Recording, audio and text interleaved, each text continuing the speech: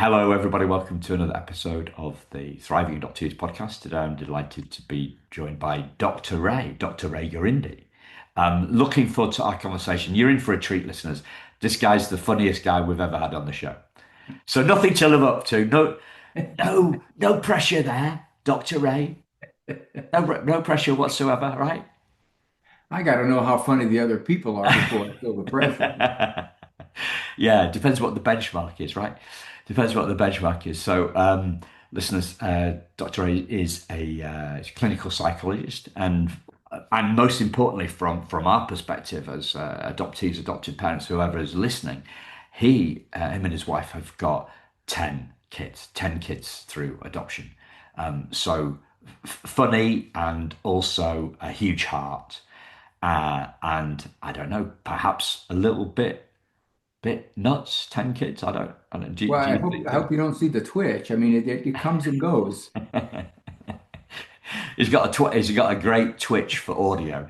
Yeah, Dr. Ray's got a TV show and does audios and podcasts as well. So yeah, we're just here on audio today. So I man, combed yeah, my hair for this, you Simon. can't hear from it. And last time he got up to see me, it was some ungodly hour. But today's a little bit more reasonable time for us to talk. I know, what time is it with you? Nine, is it? A No, little after 10. a little after 10. A little after 10 in his time zone. It's three here in the afternoon. So, Dr. Ray, thriving. What does thriving mean to you? Thriving means to move ahead, to progress, to get better.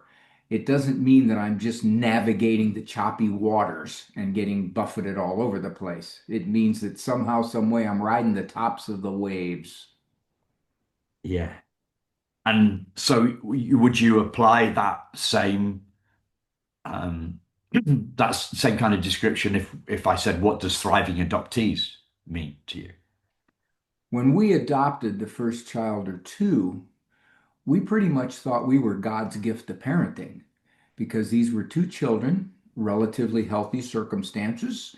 We adopted them as infants, and the whole process of the adoption and the first years of their lives was very smooth. And I'm figuring, okay, man, I'm a shrink. I know these things. What do you know? And then, as we were more open to other kids in circumstances that were a little more risky, Yeah. drug exposure or neglect or abuse. Okay, then the ride got bumpy, and I had to realize whatever I thought about my parenting, one, I was humbled, Yeah. and two, I did have to learn to ride the tops of those waves, Simon, because if I didn't, I didn't want to live with what did I do with my life? Oh my gosh, I can't believe I'm involved in this. No, when we got a call from our local pastor and he said, Ray, are you sitting down? And I said, does this have anything to do with one of my kids? He goes, yes. We have your daughter on video, basically trying to set a fire here at the church. And I said, well, okay, Father, I will. I will be in. I didn't want to say, I want to see the video. No, because I knew full well that she's perfectly capable of that. Yeah. So the Yeah. irony was, as we sat there, he said, Mary, what were you thinking when you tried to set that carpet on fire? And very calmly she said, I was a little frustrated that I couldn't get it to catch. So that's what I mean by riding the tops of the Wow. waves, Simon. Wow. Wow. So humility, right? It's about a shift for you. It's about a personal shift for you. Um, one of the things that I hear over and over again by the people that have been through this is that it's not about fixing our kids. It's about growing our capacity. We were to give our children a home. And this is not a formula. If you read some of these books on parenting, on adoption, they make it sound like it's a formula. If you say the right words in the right tone of voice, with the right logic, using the right reinforcement schedule, setting up win-win scenarios, using I messages, not you messages, the child will say, "Oh, Father, I've just been so blind." Of course, I see what you're saying. That's why you're the grown-up and I'm the child. It's all so clear to me now. Well, very quickly, reality wins, Simon. Yeah, Very quickly. very And quickly. you realize I'm going to make my best judgment on how to handle this situation. I'm not going to look 15 years down the road to say, oh no, if I blow it now, my kid's going to be sitting in Springer talking about me and all the times that I wanted to send him to a therapist and he wouldn't go. So that's the attitude I had to have. It was more of an attitude of we'll take each situation as it arises. Some of the children were pretty smooth to raise. Others, it was a bumpy ride, as you talked about before we got on the program here. Your ferry experience there, where your dad put the wrong car on the wrong ferry. Well, I imagine that was a pretty bumpy experience. And maybe I could draw a parallel to that with some of our Yeah, kids. yeah, yeah. So it's art rather than science. Yes, it is heart, judgment, instincts, and good sense. Somebody asked me one time, well, what if you were wrong? What if you made a bad decision? I said, okay, it's not a what if. It happens. All right. I am not infallible. I can make judgments that don't work out. But I didn't intend to do that. See, that's the difference. I had an expert ask me one time, Simon, he said, do you have any regrets raising your children? And I said, no. Oh, he got mad. How could you not have regrets? Who do you think you are? I said, if you mean regrets by I deliberately did something out of selfishness that would hurt my kids, no. Now, if you mean that I make normal human mistakes, oh, yeah, heck yeah. Of course I did. Why would I even try to adopt a kid if I thought that if I did all the proper procedures, all the enlightened psychological approaches, my kids would do exactly what I wished? Yeah. You said there's no formula. And I remember chemistry, right? I talked about this yesterday, or the day before. I can't remember whether it was a podcast, just one of the chats that I have with a guest before they come on.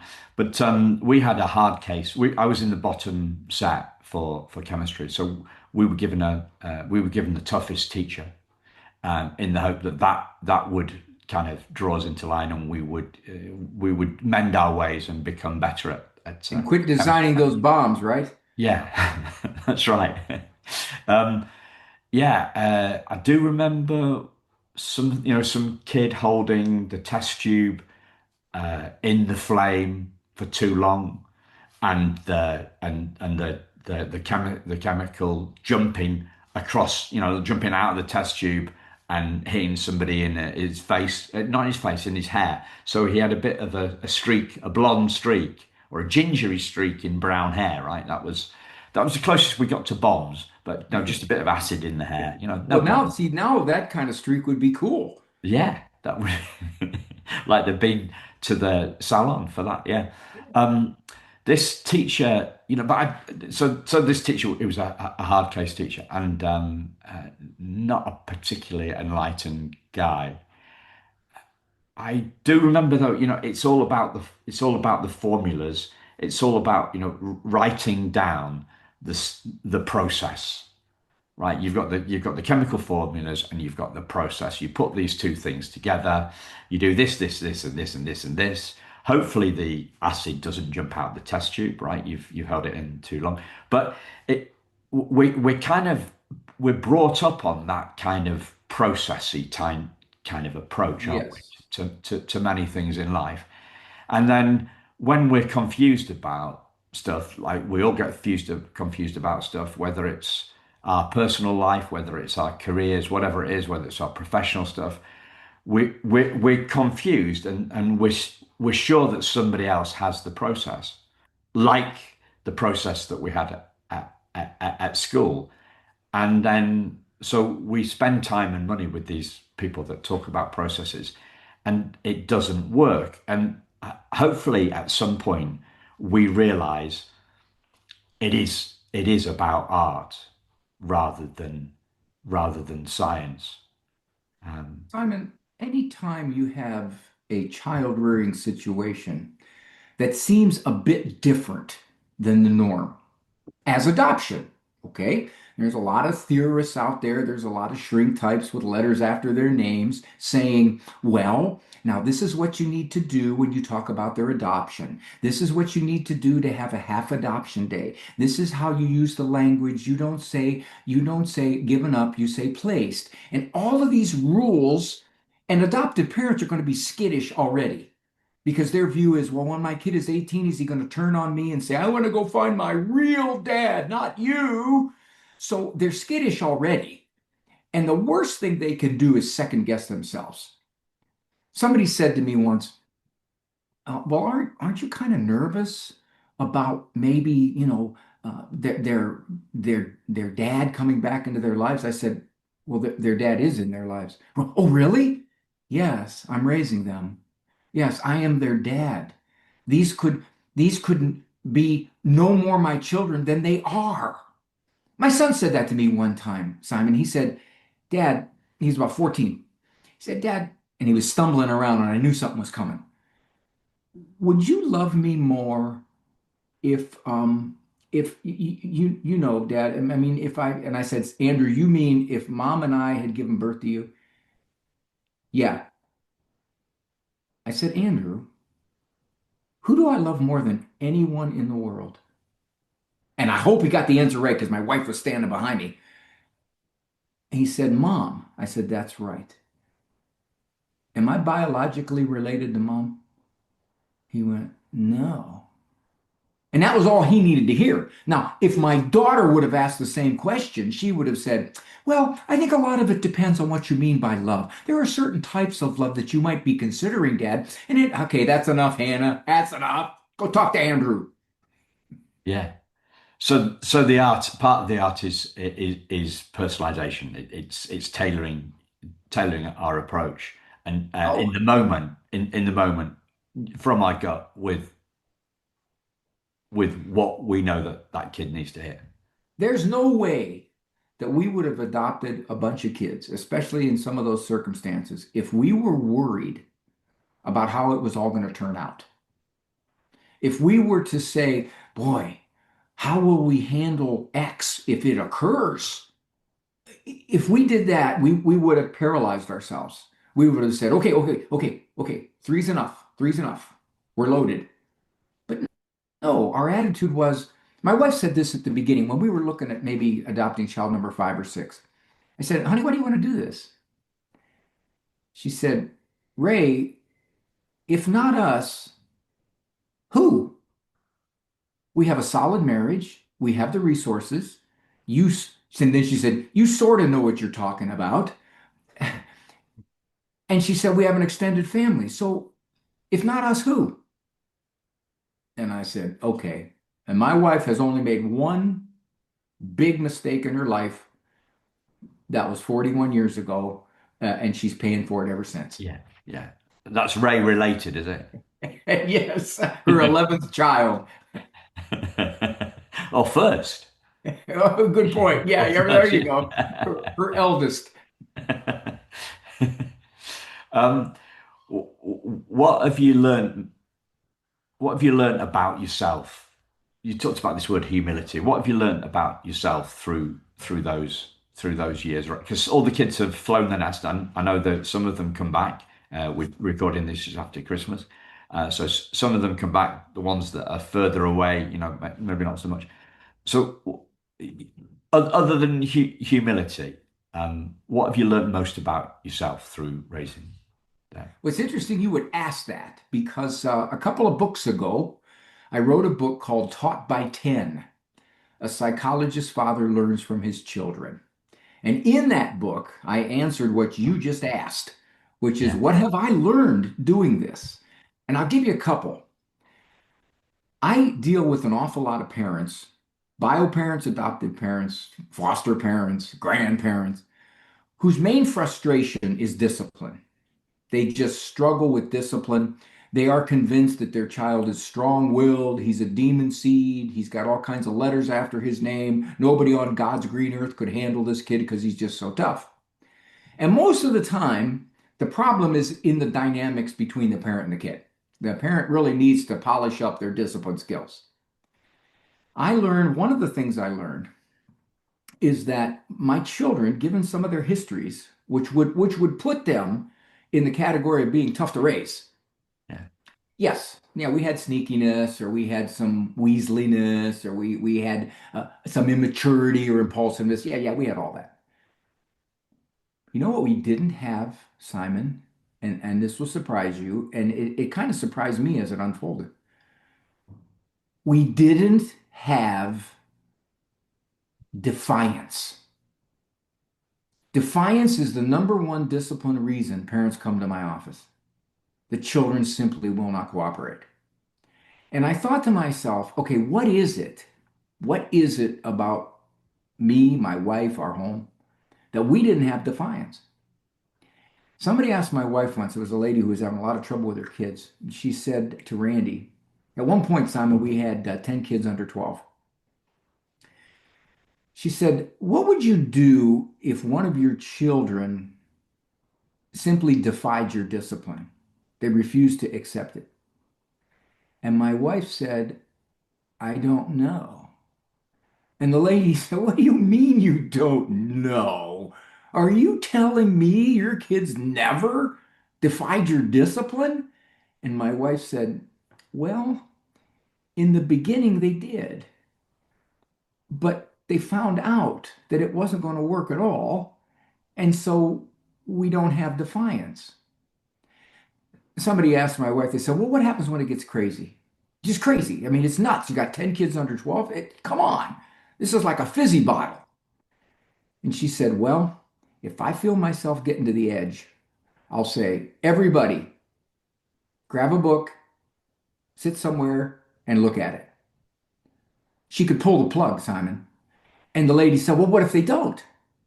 And my wife said, oh, it's definitely in their best interest that they do, because there would be all kinds of consequences if they didn't. My wife knew she had to be able to pull the plug on the chaos at any point. Another thing we had house rules. If I came home and I said to my wife, well, I'll give you an example. Came home one day and my wife looked to be upset. Now, Simon, I don't want to intimidate any of your listeners because I am a highly trained professional communicator. And I don't want to lord it over them that they don't have my skills of observation. But I'll give you an example. I picked up a subtle cue that my wife was upset.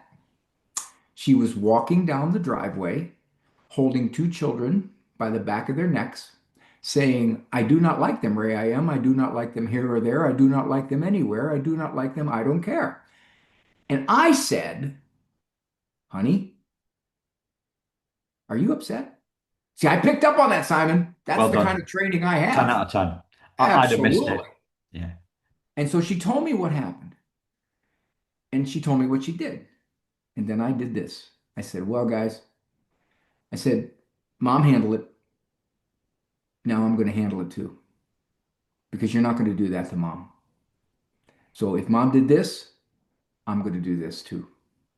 And so she knew, the kids knew Dad wasn't just going to question Mom. He wasn't going to say, well, Mom took care of it. I don't need to take care of it. No, they knew you rattle Mom, you rattle Dad.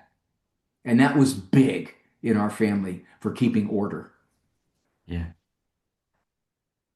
I did used to ask if I wanted something, I'd ask my mum, and then I'd go She's and ask my softer. Yeah. dad. She's softer. She Yeah, of knows. course. So I don't know whether they ever cottoned on to that. Maybe they did. When I speak to her tonight, I must ask her that if they cottoned on to that, because you're giving a great example of what do they call it? A unified front, right? A unified front. I don't know whether my parents had that unified front with my requests as well. I call it appealing the decision. You go to the easiest parent. Kids, they really only have one goal is to size up their parents to kind of get what they want. So they know which one is likely to say, yeah, I don't care. That's fine. Go ahead, do it. They know. But we had a rule that if one of the parents said, no, no, I don't think so, you were not allowed to go to the other parent and say, well, mom said to ask you.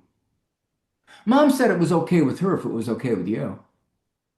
Well, mom didn't really say no. I think she wanted to know what you think. So this was kind of this Weasley sort of appeal. Yeah.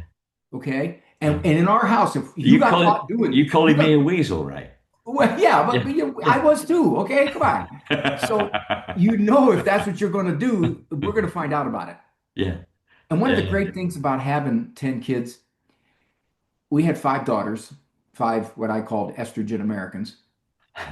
And we knew that if something went on, it was only a matter of time before one of the 8-year-olds came to us and said, Father, I have some information you might be interested in. It's kind of like a confidential informant, Yeah. on the streets, a narc. A CI, yeah. Yeah. Yeah, yeah, exactly. And she usually wrote it out too. Here, Father, I wrote it out in case you want to read what happened. Um, I, a question came to me. I thought about something as we were talking about asking for permission. I think so.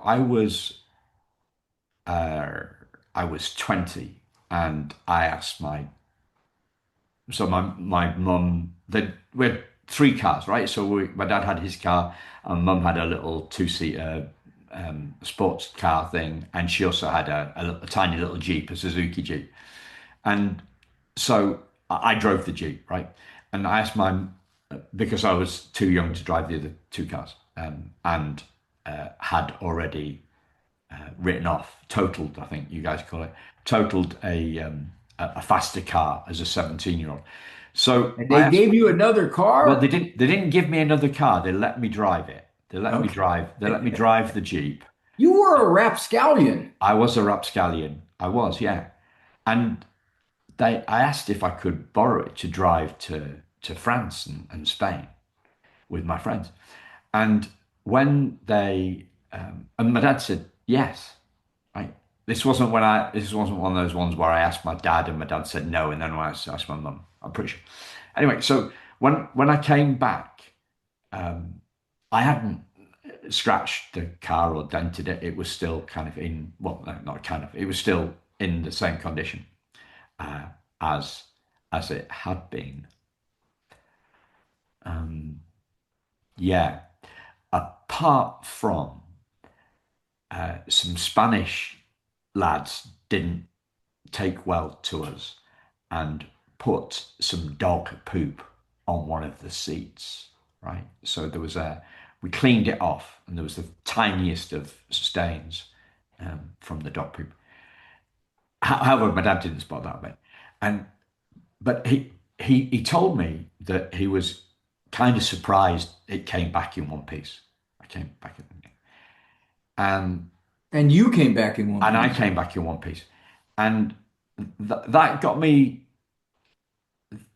thinking about allowing to fail.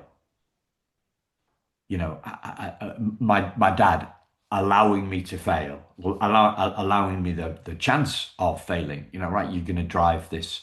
You're going off for 5 weeks. You're going to be driving on the wrong side of the road. You're going to be doing, whatever it was, 3,000, 4,000 miles on roads that you don't know, countries you don't know, wrong side of the road. Da da da. Um, allowing, but he allowed me to fail at 20. And I'm wondering what your take on this area is, this kind of theme, allowing kids to fail, and guardrails and those sorts of things. Most difficult thing that parents have, adoptive or otherwise, when their kids are adults like you were, is to say, I really don't have any control over this situation anymore, especially if they're not living at home. Yeah, you still have some leverage if they're living at home, but if they're not living at home, you don't have any leverage.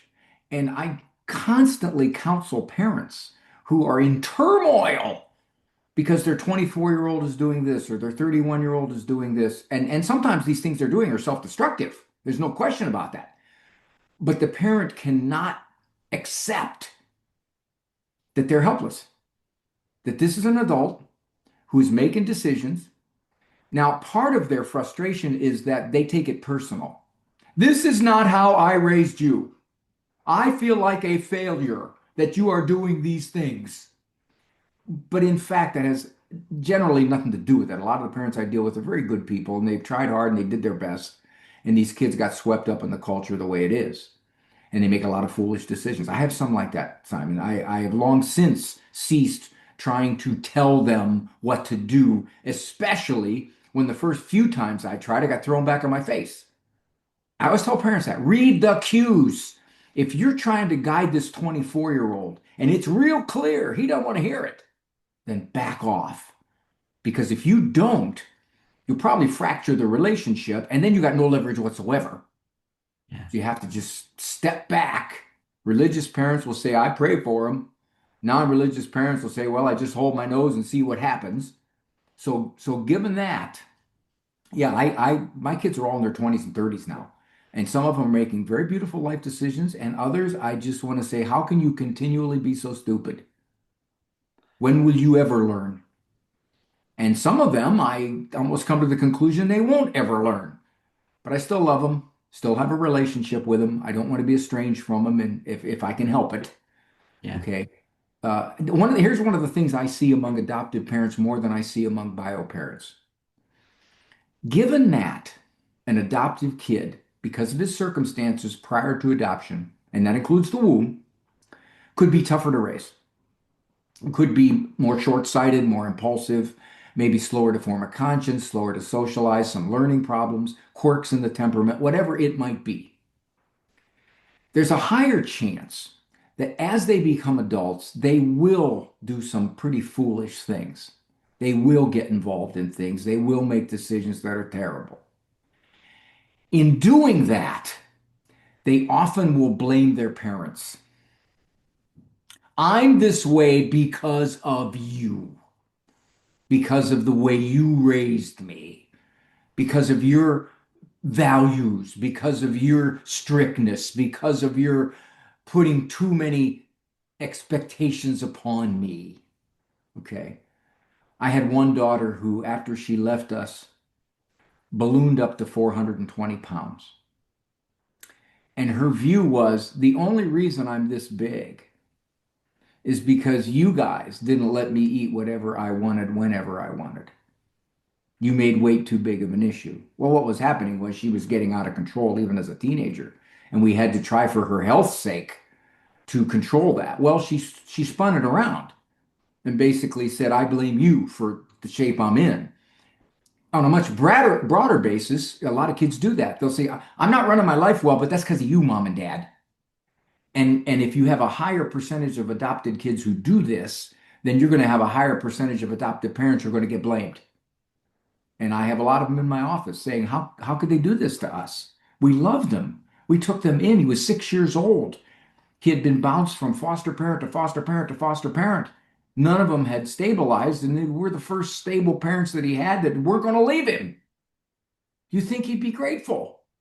I said, well, you don't know that he's not. But right now, he's just got glitter in his eyes because he's free to do what he wants whenever he wants, no matter how self-destructive it is. And you don't know if 10 years from now, he's going to look back and say, I think mom and dad knew a little bit more what they were talking about. We've already had some of that. Yeah. I want to take you back to that. You're talking about your son, and your son saying, would you have, would you love me more, if mum had given birth to me, right? If we'd given birth to him. So what you did was you asked him a question that got him to see things, to see his own answer. Um, and I think that's a really, I think we have to get people to see their own truths. So when I get near this sort of topic, if I'm doing a session with adoptive parents, I'll talk about asking questions rather than telling, and I'll talk about educate, right? So the word educate comes from the Latin educare, and it's to draw out Are from. you just trying to sound smart? I'm trying to figure a question. You I start gave flinging up. around, you fling around Latin, people just think you're smart. Okay. Well, I only did it for 1 year. So obviously I wasn't that good at it, or else I would have kept it on. Um, I guess I'm trying to when I'm explaining it, I'm trying to distract them slightly so that they see a different way. So we believe that. So when I used to do a lot of selling, and I remember hearing this mantra, right? Telling ain't selling, right? So telling people, people love to buy, but they hate to be sold to, right? So the idea of a question is for the the person that you are selling to or trying to of persuade them to a new realization, a new understanding. A question is the way that does that. So you asked him a question, and you said in that moment, right? So who's the person I love most in the world? Randy, my wife, your mum, and then could I do that? But can you talk about this questioning thing? Because I'm talking about it from a smart ass kind of Latin way, and you're going to talk about it from the trenches, from the experience that you've had. Well, let me educare you, Okay. Simon. As a psychologist, I hear all kinds of rot gut stuff about life, about circumstances, about situations. And some of the things that I hear are pretty ugly. And somebody will be in my office telling me what they've done to people, what they've done to themselves, how they're alienating folks in their lives. Were I to say, well, don't you think that's rather stupid? What are you trying to prove there? I mean, didn't you see what was going to happen? What is wrong with you? I guarantee you, I wouldn't have too much of a clientele. So I sit and I listen so that I can try to understand their thinking process. And then I start to ask, well, when you did that, what happened? Is that what you wanted to happen? What would you have preferred to happen? Well, how could you have gotten that? In other words, I'm going to get inside their head. I got to understand what makes them tick. Andrew at that point, maybe he was really wrestling with this and he had been wrestling with it a while. I don't know. Maybe for Andrew, it was just a passing thing. I have another son, he's 29 years old now, and he says, Dad, I get badgered by guys who say, well, you being adopted, there's no way your parents can love you as much. And my son says, I am closer to my dad than anybody in the world. Hey, my son, he's pretty quick. He goes, I'm closer to my dad a lot more than you are closer to yours. And he says, Dad, they're trying to get inside his head, twist it up. And I'll say, Petey, what do you tell them? What do you say to them? Well, when they say that, what do you say back?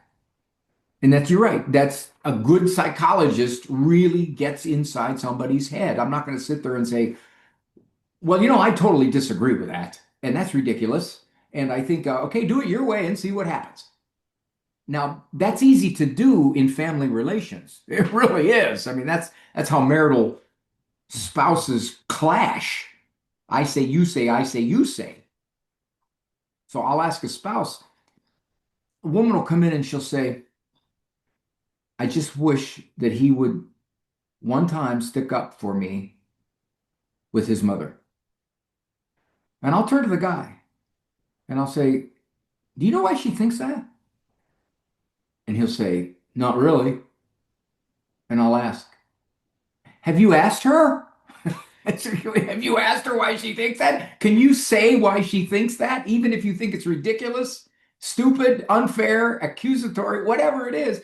Do you know why she thinks that? And that's what I mean. You got to get inside somebody's head. Yeah. I'm thinking of a guy that I'm coaching quite a lot at the moment. The Stephen R. Covey guy, Seven Habits of Highly Effective People. The second one is Seek First to Understand, and then Be Understood. And I remember listening to that was my favorite one. That was one of the favorite one out of the Seven Habits because I thought that that was the one that was going to help me help smooth relationships the most effectively. So there's a resource right there. But there's a song by supposedly attributed to the prayers attributed to Saint Francis of Assisi. He says, "Lord, may I seek to understand rather than to be understood." Yeah, maybe that's was the inspiration Could be. for Stephen R. Covey because he was definitely around later than Francis of Well, Assisi. his first book was a huge seller, wasn't it? The Seven Habits book, yeah, Yeah. He gave me an endorsement on one of my books, one of my early books. Covey gave me an endorsement. I don't yeah, know how my publisher got him to do it, but they did. yeah, yeah. I spoke to somebody yesterday who'd met him. Great guy, apparently. Yeah. So on the subject of questions, what is it that you've learned that you feel that adoptive parents miss? The kind of stuff that they need to know that they sometimes miss, they sometimes don't see. It's a delicate balancing act when I'm talking to parents who are going to adopt a child who would be considered higher risk. A kid who's been taken from his birth mom because of drug or alcohol use, a child who, for the first year and a half of life, they didn't even know where the child was until they finally caught up to the child, a child who's 9 years old from Guatemala.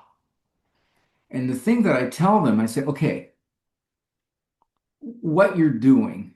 Now, I read, and I'll digress for a moment. I read a adoption person who said, you never, ever, ever adopt to say that you're rescuing a child.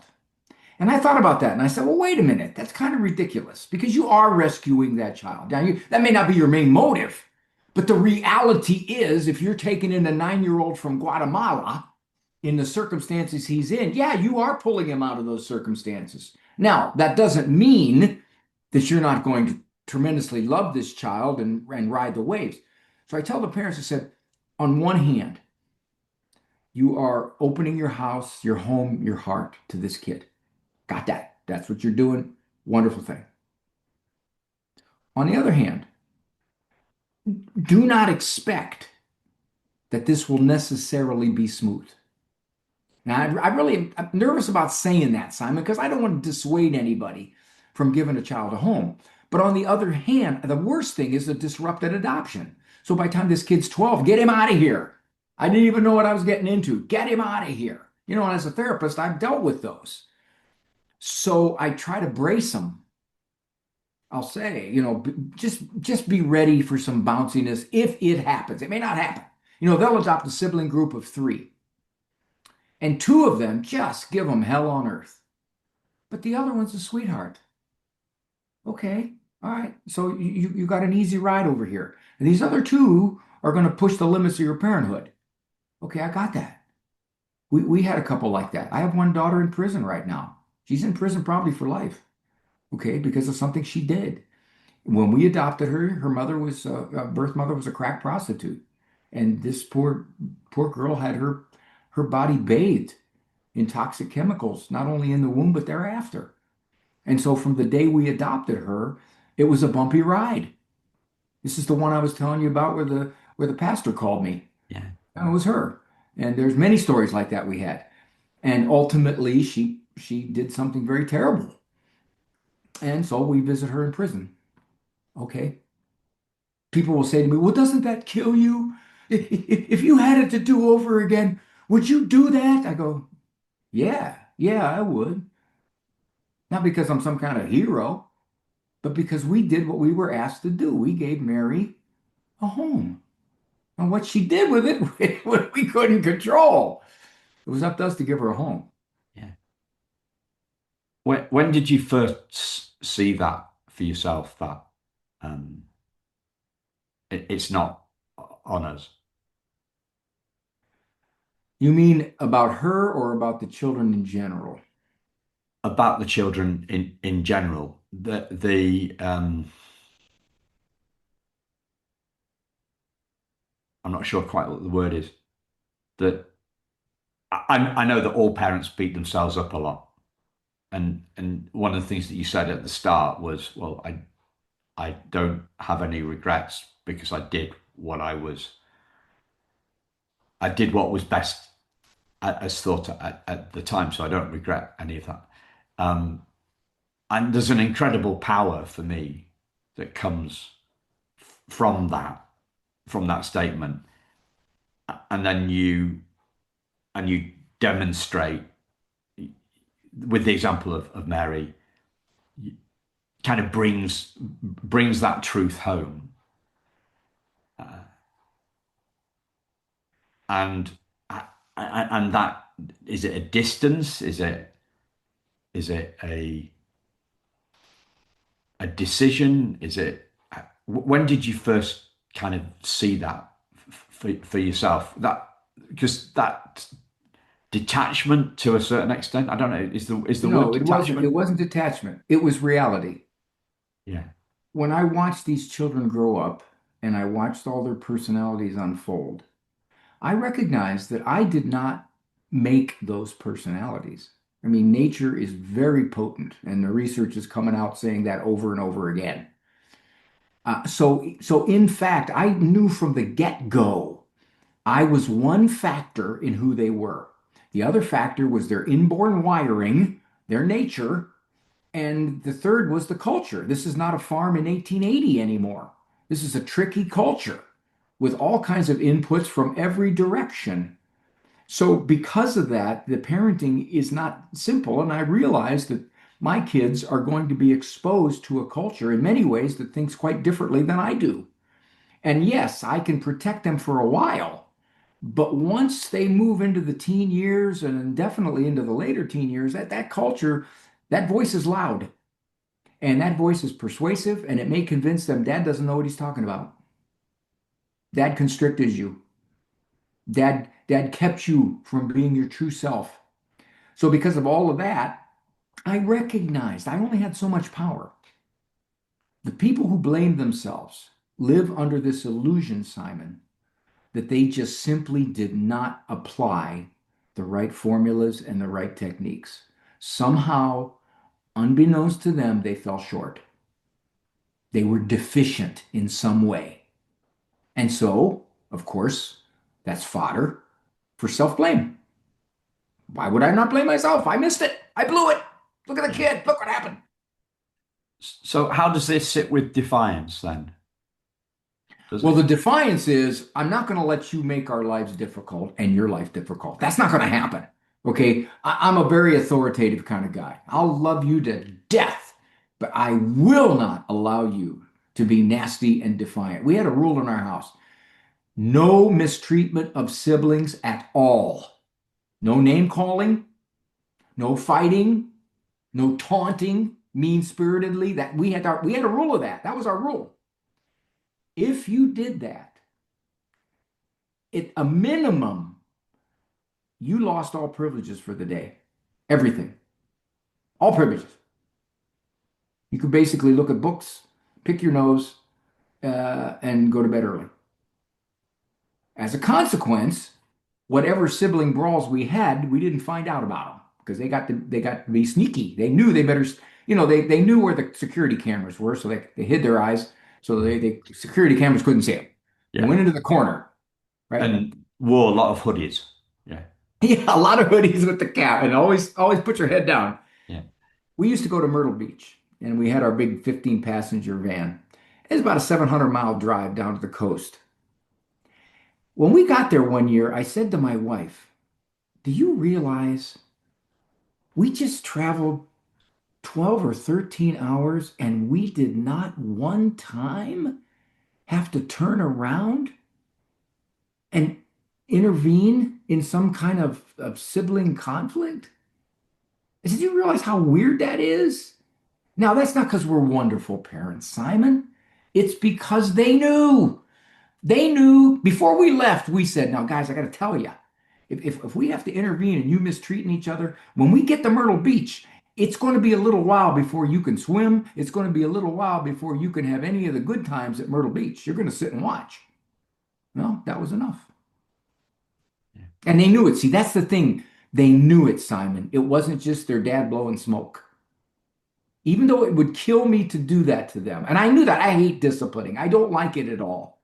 I don't want to discipline, but I know I have to because I don't want the world to discipline my kids, and the world will hurt my kids. After I discipline them, I hug them and kiss them and talk with them and we play. The world isn't going to do that. The world's going to punch them in the face. Yeah. So coming up on time, Ray, is there anything that you'd like to share that I've not asked you about? A lot of Christian parents approach me, Simon, and they'll say, I don't know if I feel called to adopt. And I'll say, well, are you familiar with the words of Jesus? Which ones? The ones where he says, he who welcomes a little child in my name welcomes me.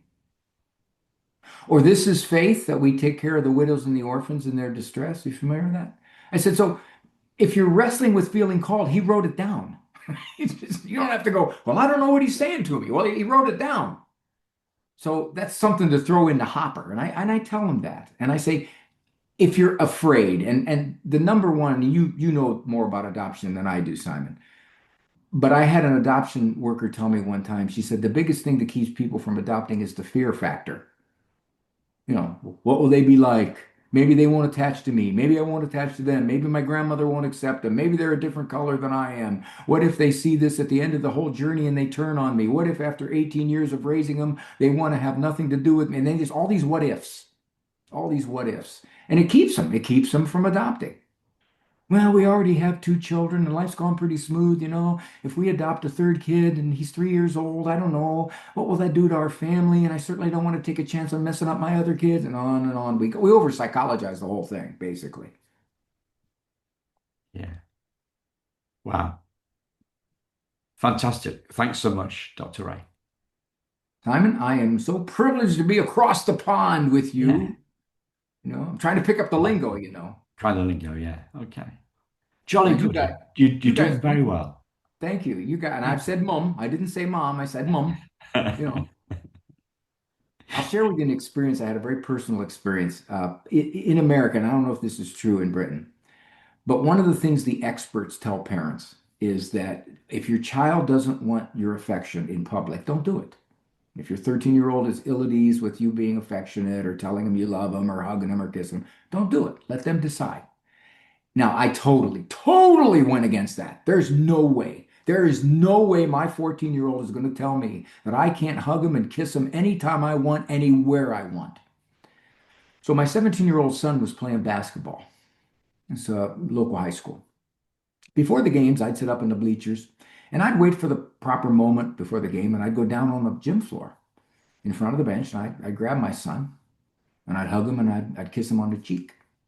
And I'd give him encouragement, Simon, you gotta be affirming. I said, Petey, try not to stink the joint out. And he'd laugh.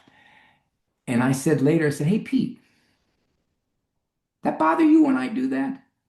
He said, would it make any difference, Dad? I said, no, it wouldn't, son. I'm going to do it and just know it. He told me later, Simon, a couple of his teammates came up to him and said, I wish my dad would do that. Yeah. Wow. Brilliant. Thanks, Dr. Ray. Thanks, listeners. Uh, We'll speak, Pleasure. we'll speak to you very soon. Take care. Bye bye.